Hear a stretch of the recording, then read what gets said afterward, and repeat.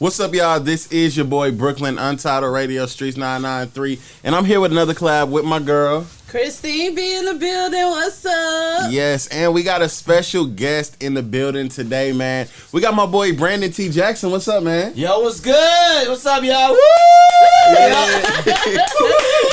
Yeah.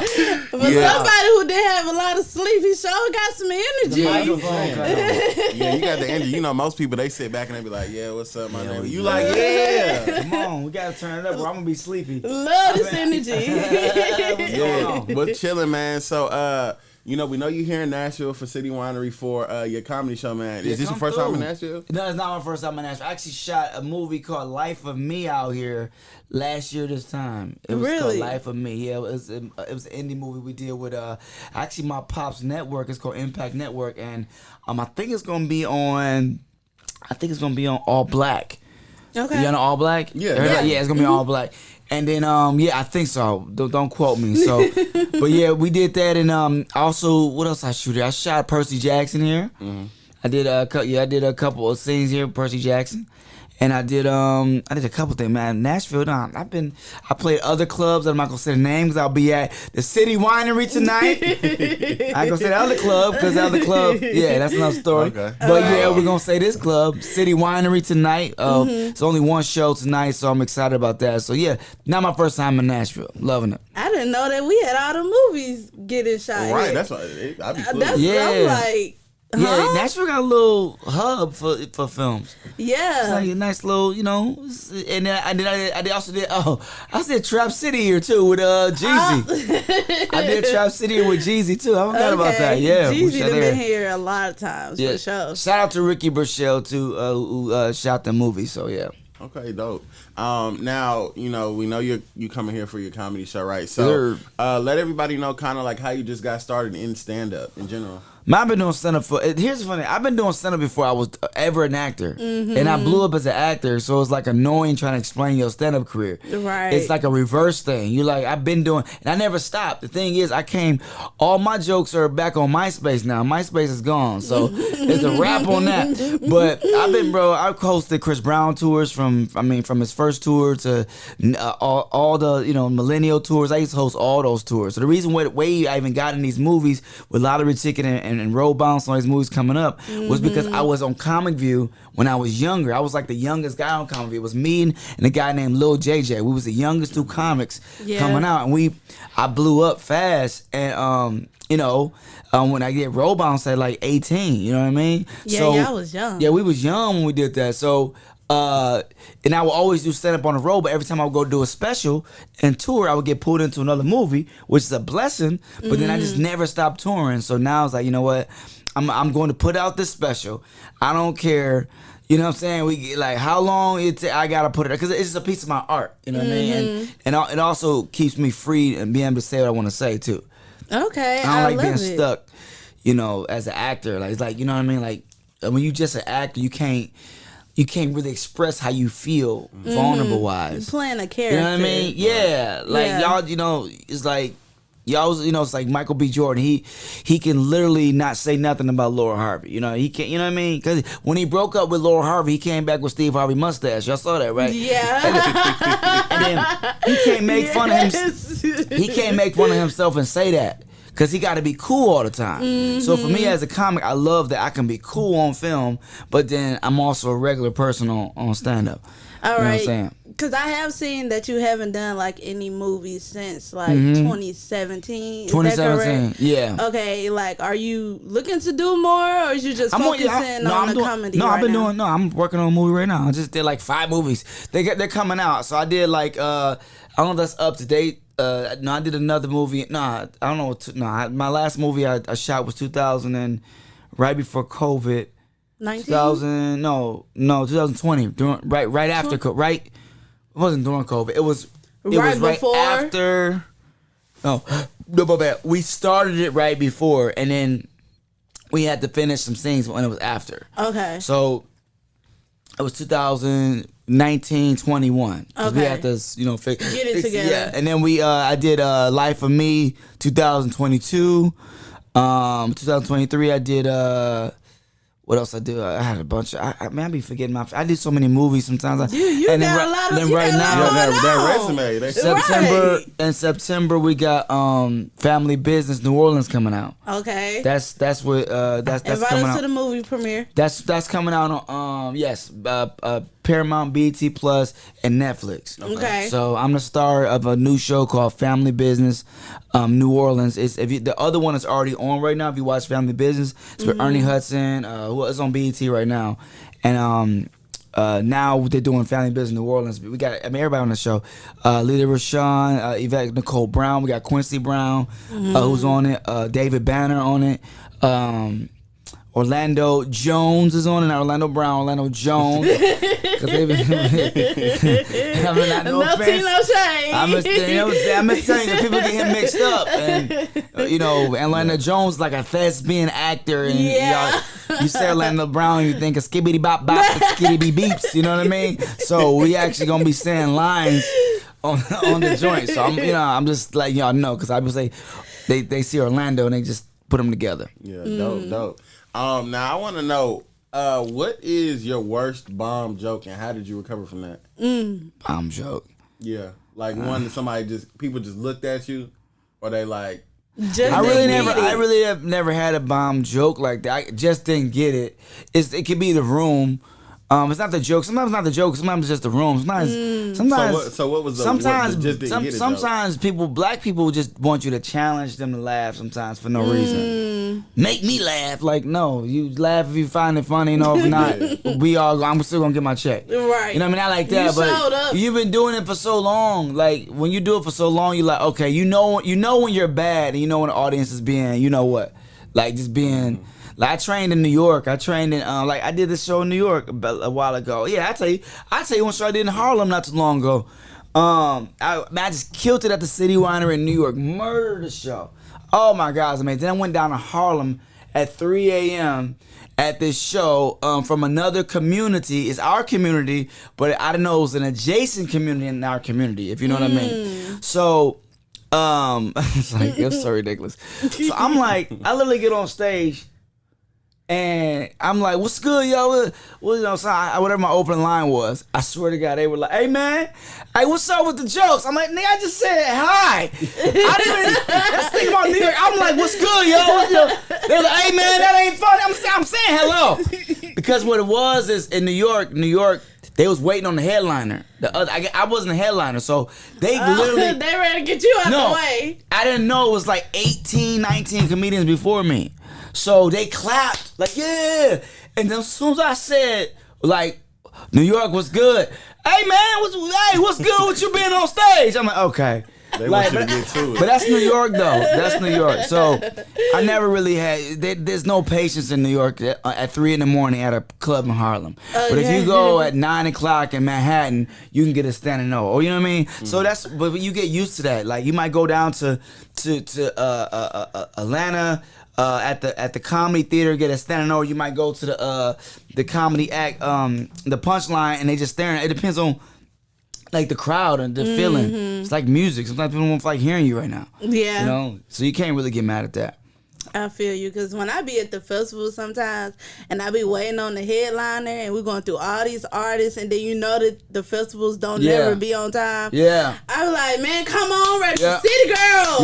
Yep. Hurry up, Duke Deuce. And they got to know you too. Comedy's a familiar sport. That's why I'm just laying tracks, putting out specials, because it's about knowing the person and who he is. Like everybody know I'm gonna come from a PK, a badass pastor kid's standpoint of life. So that's why I have a consciousness to me, but I also got a ridiculous to me too. So it's like that's why I'm like the way I am, because I you know, it's kind of like a dichotomy. You know what I mean?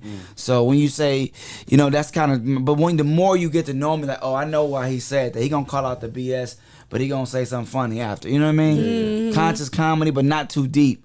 I don't like when people get too deep. Like, man, the Illuminati cut off my gas. You know, I'm like, no, you didn't pay the bill. You know what I mean? All right. And I like to ask comedians, like, how do you really come up with your jokes? Like, is it off of life experiences? Life experiences. Okay. I always try to be the coolest guy that's not that cool. Okay. You know what I'm saying? Okay. You know what I mean? Like, it's always somebody cooler than me. That's kind of my thing. I like, because it's always somebody. It's like, I get mine from humility, like, I look at stuff. I was like, just certain people, I meet, you know what I mean? Mm-hmm. And I see, like Terrence Howard's really smart. That brother's smarter than everybody, and people think he's crazy. He's not crazy. He's just really smart. And you talk to Terrence, he'll hit you up like, look, man, listen. Look, man. Be 3 in the morning. Look, put this number in your calculator. 555-999-997-9555. It can be the longest number. What's that come up to? I don't know. Exactly. Nobody knows. It's the flower of life. It's real. You be like, man, if you don't get off my phone, put that, like, listen. Yo, so I put Tyrese. So Tyrese called me, right? Cause Tyrese will call you like he on Instagram. Yo, she took everything. She took the house, the car. So I had Tyrese and I had Terrence Howard on the line together. So I merged them in. It was 3 in the morning. So Terrence started talking to Tyrese. Like, yo, what up, Terrence? Yo, she took everything. Yo, tell the judge to put this number in the calculator. 555-999. 7779. What's that? I don't know. It's like, that's so funny because I look at life like a celebrity, but not like a celebrity because I'm around so many celebrities, but I'm still Detroit. Yeah, I'm still like the regular dude. Person, yeah. But you know what I mean? But people know me, so I kind of keep my regular, you know what I'm saying? So, it's just crazy, man. I was asking Jonathan Majors the other day, I said, yo, what's up with that workout plan? That dude, they ripped up, dude.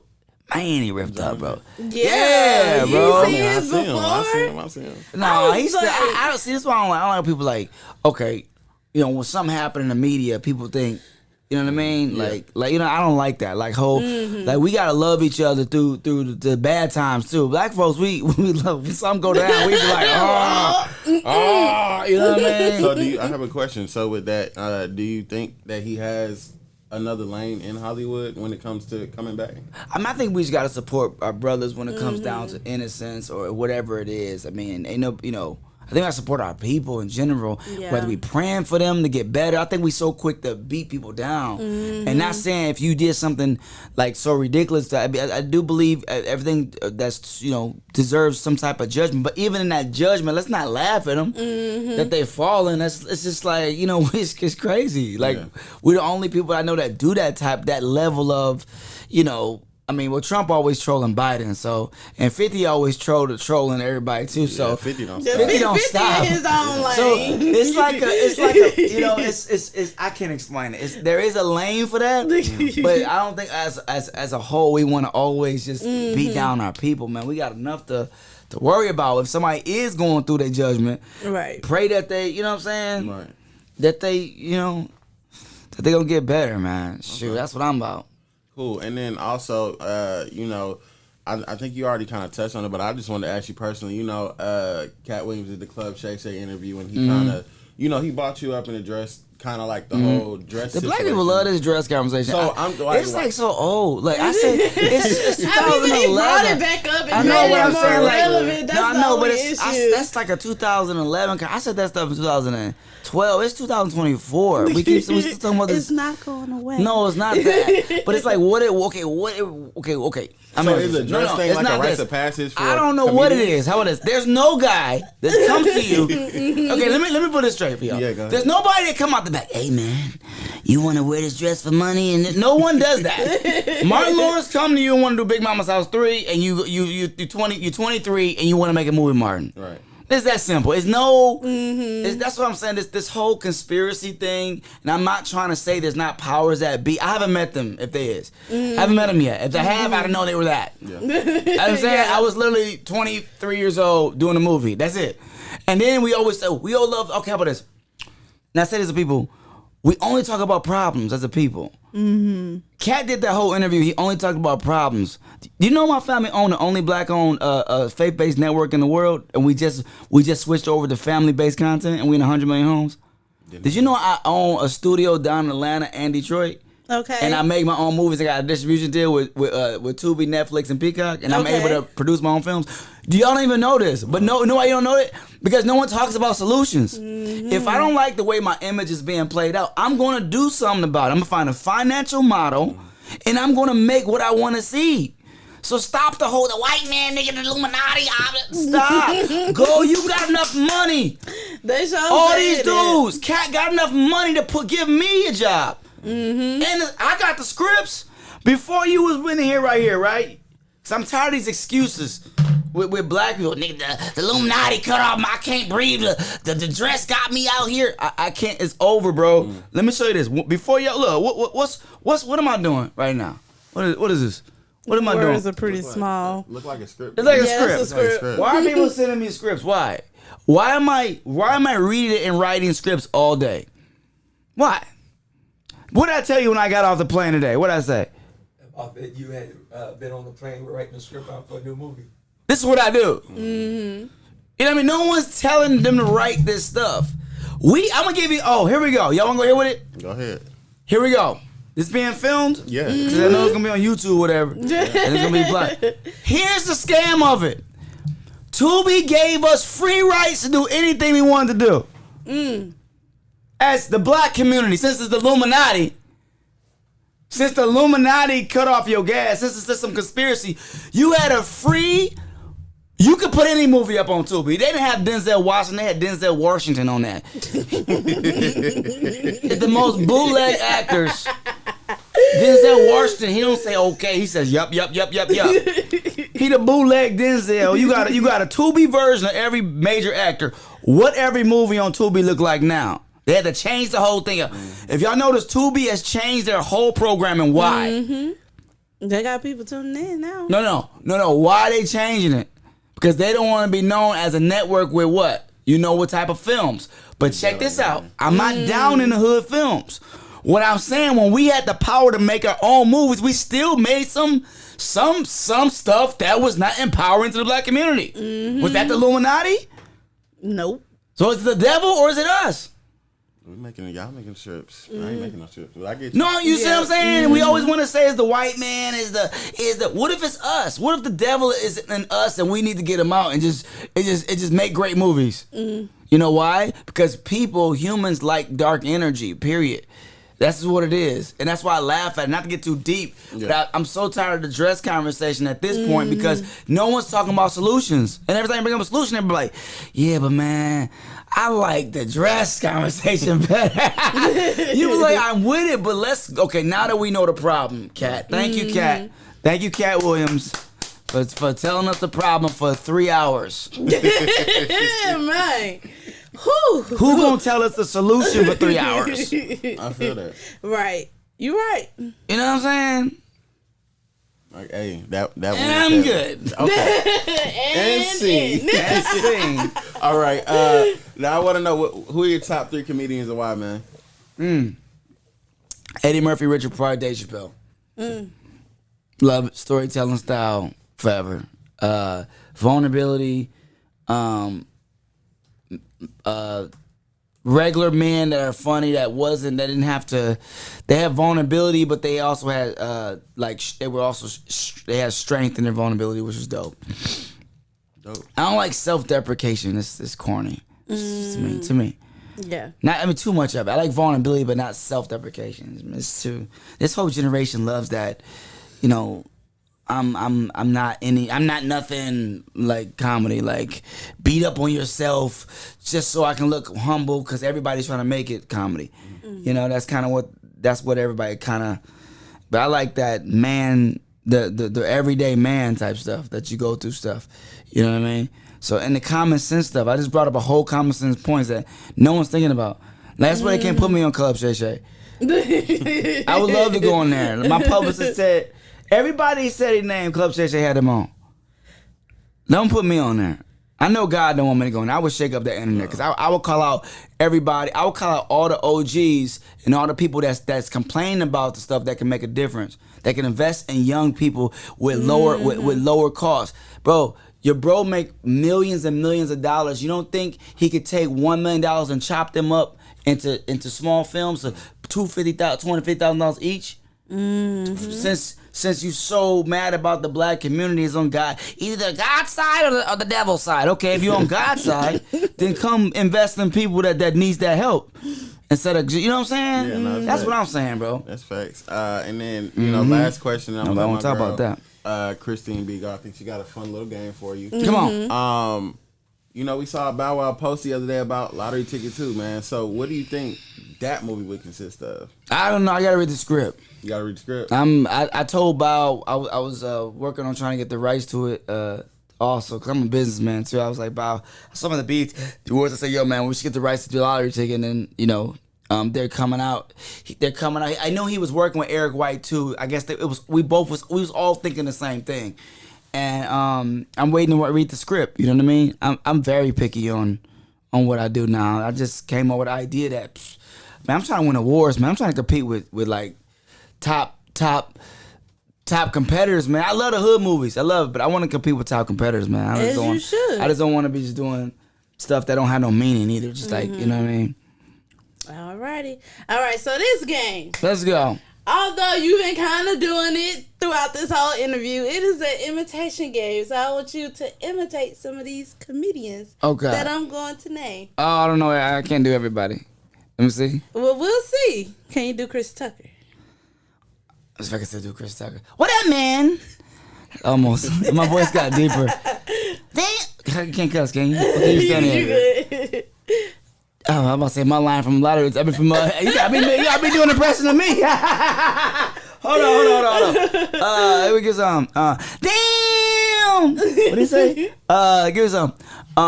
Give me a line. I'm sleepy from Friday. Give me a line from Friday. You never done the Black Man Radio, man.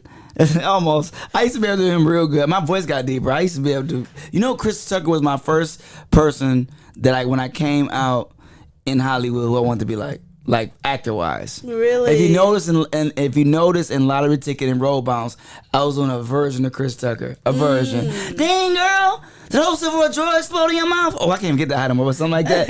That was a take on like Chris a little bit, you know what I mean? Yeah, I interviewed him and Chris was definitely real cool. So I can see that. I love Chris Tucker, man. So okay. amazing.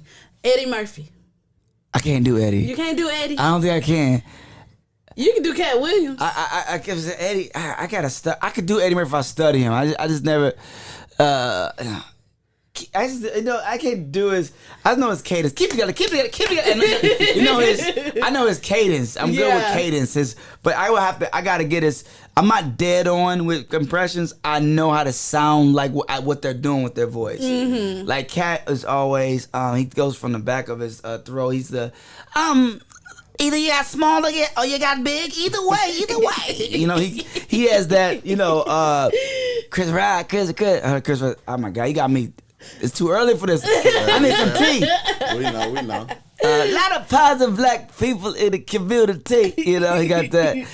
Marion, you know, he does that whole thing. So, Kevin always go, he kind of, they just have that thing. I know what they're doing with their, you know, look, I told Nico, he's just, Kevin is just kind of scats. Yeah. And he took Bernie Mac's and he made it something, you know. See, what I did was, okay, yes, I know what he's doing. Mm-hmm. But to speak. I need actual lines to imitate them. I need to know what they say. I don't really watch. What about the new upcoming comedians? Do you know? I don't really know these guys. You don't know DC Young? Oh, I know DC, but that's a version of Chris. That's an archetype. You know of Chris what? Tucker. You're right. I love him, but he's an archetype. But that's an Atlanta archetype of Chris Tucker, which I love. But DC is one of my favorite young guys coming up. And not even he's already there. He's killing it. Yeah. You love what he's doing. Okay, last one. Can you do Mike Epps? Well, the cigarette, the tampon rappers, and the pit bull puppies can be all up in the motherfucking street. Yeah, he be just saying a bunch of stuff. See, I saw the girl. She got a whole pit bull face and everything. He just be saying a bunch of stuff. I love how Mike be doing. Yeah, well, if I get into it, I gotta know what I need lines to say. Yeah, I got if you give next me time. lines, I got you next time. If you give me lines from a movie, I could do it. But I usually I take a line from what they do and reenact it. That's kind of what I'm good at. But I'm not a dead-on impressionist like your boy Jay Farrell. He can get their voices like on point. I'm more like I know how to sound like what they doing. You know yeah. What I mean? Dope. All right, man. Well, again, we appreciate you for stopping through, Brandon. You know, bright and early. We know you lost some sleep. Oh my God. You was right here bright and early, man. So this is your boy Brooklyn. I got my girl Christine B. All right, and this is Untitled Radio and the She See It Show collab with my boy Brandon T. Jackson. Thank you, City Winery tonight, y'all. 7 o'clock show. See y'all later. Yes, Lay y'all. Let's get it.